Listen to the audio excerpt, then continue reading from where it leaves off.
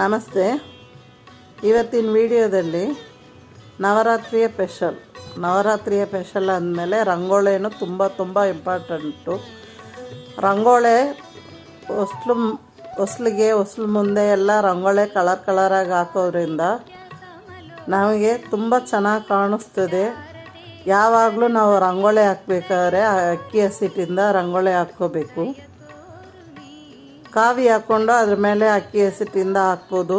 ಇಲ್ಲ ಅಂದರೆ ನಾವು ಹಾಗೆ ಹಾಕೋದಾದರೂ ಒಳಗೆ ಕಲರೆಲ್ಲ ಹಾಕೋದ್ರಿಂದ ತುಂಬ ಚೆನ್ನಾಗಿ ಕಾಣಿಸ್ತದೆ. ಇದು ನವರಾತ್ರಿ ಸ್ಪೆಷಲ್ಗೋಸ್ಕರ ನಾನು ಒಂದೊಂದು ಥರ ರಂಗೋಳಿಯನ್ನು ತೋರಿಸ್ತಾ ಇದ್ದೀನಿ ವಿಡಿಯೋದಲ್ಲಿ.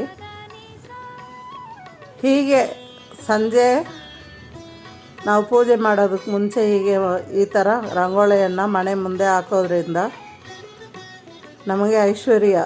ರಂಗೋಳೆ ಪೂಜೆ ಅಂದಮೇಲೆ ಮನೆ ಮುಂದೆ ಹೊಸ್ಲಿಗೆಲ್ಲ ರಂಗೋಳೆ ಹಾಕಿ ನಾವು ಪೂಜೆಯನ್ನು ಮಾಡಬೇಕಾಗುತ್ತೆ. ಅದಕ್ಕೆ ನಾನು ಒಂದೊಂದು ದಿವಸ ಒಂದೊಂದು ಥರ ರಂಗೋಳೆಯನ್ನು ಹಾಕಿ ತೋರಿಸ್ತಾ ಇದ್ದೀನಿ. ಹೀಗೆ ನೀವು ಒಂದೊಂದು ದಿವಸನೂ ಒಂದೊಂದು ಥರ ನೀವು ಹಾಕ್ಬೋದು. ನಾನು ಹಾಕಿರೋದು ಕೈಯಲ್ಲಿ ಹಾಕಿಲ್ಲ, ಅಚ್ಚಿನಲ್ಲಿ ಹಾಕಿದ್ದೀನಿ. ಇದು ಸಿಗುತ್ತೆ, ರೆಡಿಮೇಡಾಗಿ ಸಿಗುತ್ತೆ. ನಿಮಗೆ ಯಾವ ಥರ ಡಿಫ್ರೆಂಟ್ ಬೇಕೋ ಎಲ್ಲ ಸಿಗುತ್ತೆ. ಕೆಲಸನೂ ನಿಮಗೆ ತುಂಬ ಸುಲಭವಾಗೂ ಆಗುತ್ತೆ. ಈಗ ಇರೋದು ನಾವೆಲ್ಲ ಅಪಾರ್ಟ್ಮೆಂಟಲ್ಲಿ ಇರೋದ್ರಿಂದ ಕೈಯಲ್ಲಿ ರಂಗೋಳಿ ಹಾಕಿದ್ರೆ ತುಂಬ ದೊಡ್ಡದಾಗಿ ಬರುತ್ತೆ. ಇದಂದರೆ ಚಿಕ್ಕದಾಗಿರುತ್ತೆ, ನೋಡೋದಕ್ಕೂ ಚೆನ್ನಾಗಿ ಕಾಣಿಸ್ತದೆ, ಡಿಫ್ರೆಂಟಾಗೂ ಇರುತ್ತೆ. ಹೀಗೆ ಈ ಅಚ್ಚಿನಲ್ಲಿ ನಮಗೆ ಯಾವ ಥರ ರಂಗೋಳಿ ಬೇಕೋ ಹಾಗೆ ನಾವು ತರಿಸ್ಕೋಬೋದು.